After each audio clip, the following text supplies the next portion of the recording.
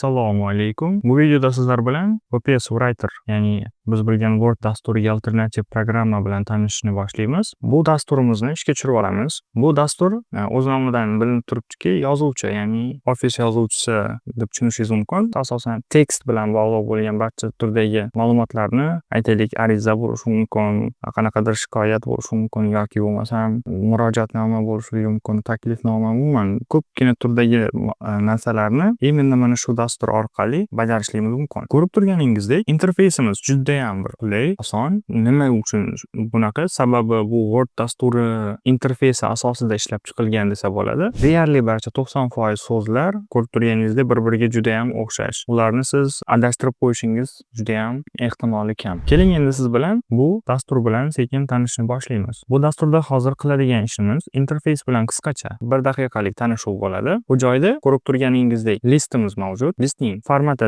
pomolchani holatda A4 formatda bo'ladi. Demak, hozir biz mana bu joyda esa ko'rib turgan narsamiz panel, buyruqlar paneli deb atashimiz mumkin.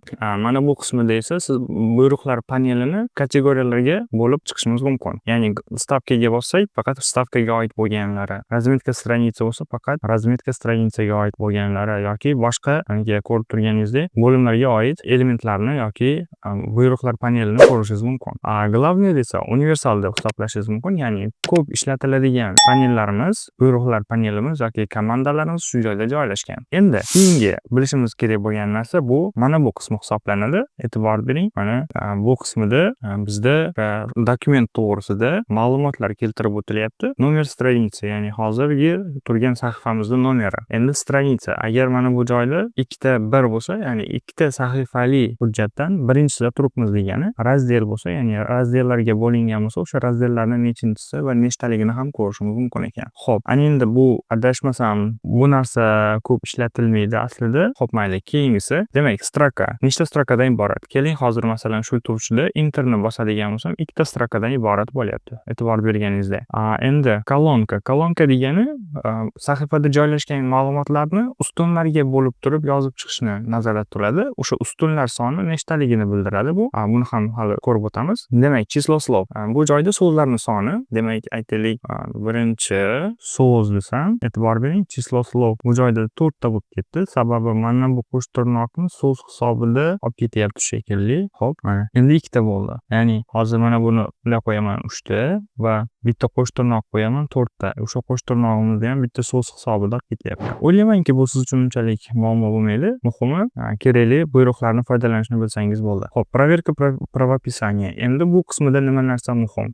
Bu qismida siz o'sha tanlagan, yozayotgan tilingizga so'zlarning to'g'ri yozilayotganligini ham ko'rib turishingiz mumkin bo'ladi. Bu albatta juda ham qulay bo'ladi. Keyingisi esa o'sha mana bu ko'rinib turgan hujjatimizni o'qish rejimiga o'tkazishimiz mumkin. Masalan, mana bu holatga o'tkazsak, katta o'qish rejimiga o'tadi. O'qish rejimidan chiqishlik uchun mana buni bosishimiz mumkin. Yoki o'qish rejimida turib ham найтini, ya'ni izlashimiz mumkin hujjatdan, o'qishga qulayroq bo'lish uchun. Endi agar sizga adaptivniy holati yoqmasa, dve stranitsani ham bosib qo'yishingiz mumkin. Bitta joyda ikkita sahifani o'zini ko'rsatadi. Xo'p, shunaqa.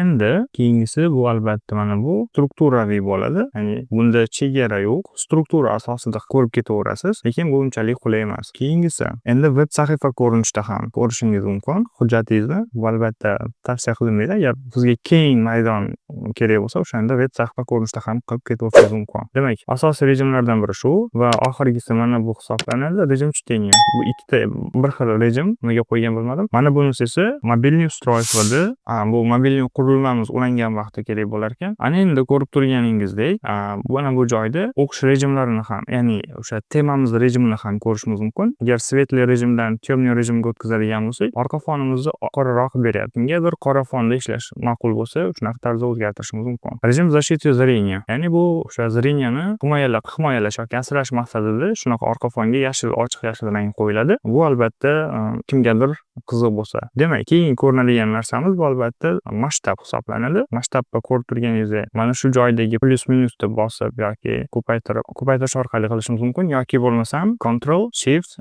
Ctrl bilan mishkaning kolesosini, ya'ni o'sha dumaloqni aylantirib ham to'g'rilab olishimiz mumkin ekan. O'zimizga kerakli bo'lgan kattalikdagi, kichkinalikdagi masshtabda. O'ylaymanki, sizlarga bu interfeys tushunarli bo'ldi. Endi yana bir bilishimiz kerak bo'lgan narsalar bor. Bu yuqorida, e'tibor bering, WordPress Office Writer'ni ishga tushirgan paytimizda quyidagicha oyna hosil bo'ladi. Bu oynada biz turli xil menyularimiz bor, ya'ni bu glavniy menyu hisoblanadi. Agar siz barcha dokumentlar ichidan qidiruvni amalga oshirmoqchi bo'lsangiz, mana shu joydan amalga oshirasiz. Va yana bitta bilishimiz kerak bo'lgan narsa, mana bu vkladkamiz, ya'ni bu nimamiz, bo'limimizda qanaqadir bir hujjat bo'ladi. Agar sizga yana bir boshqa bir hujjat kerak bo'lsa, plyusni bosgan holda ko'paytirib ochishingiz mumkin bo'lar ekan. Endi yana bitta oxirgi narsa qoldi, bu menyu. Asosiy menyumiz mana shundan iborat. Ko'rib turganingizdek Word'dagi bilan deyarli bir xil va mana bu qismiga o'tadigan bo'lsak, bilamizki Word'ning 7 dasturida quyidagicha oynasi bo'lar edi. Kimgadir mana shunaqa oynadan, menyudan foydalanish qulayroq bo'lsa, mana shuni ham foydalanish imkoniyatiga ega. Demak, siz bilan Microsoft Word alternativi WPS Writer bilan tanishuv videomiz shundan iborat edi. Keyingi videolarda qisqacha hujjatlarni yaratish, saqlash va ularni turli xil formatda o'zgartirishni ko'rib chiqamiz. Hozircha sog' bo'ling. Keyingi videolarda uchrashguncha sog' omon bo'ling.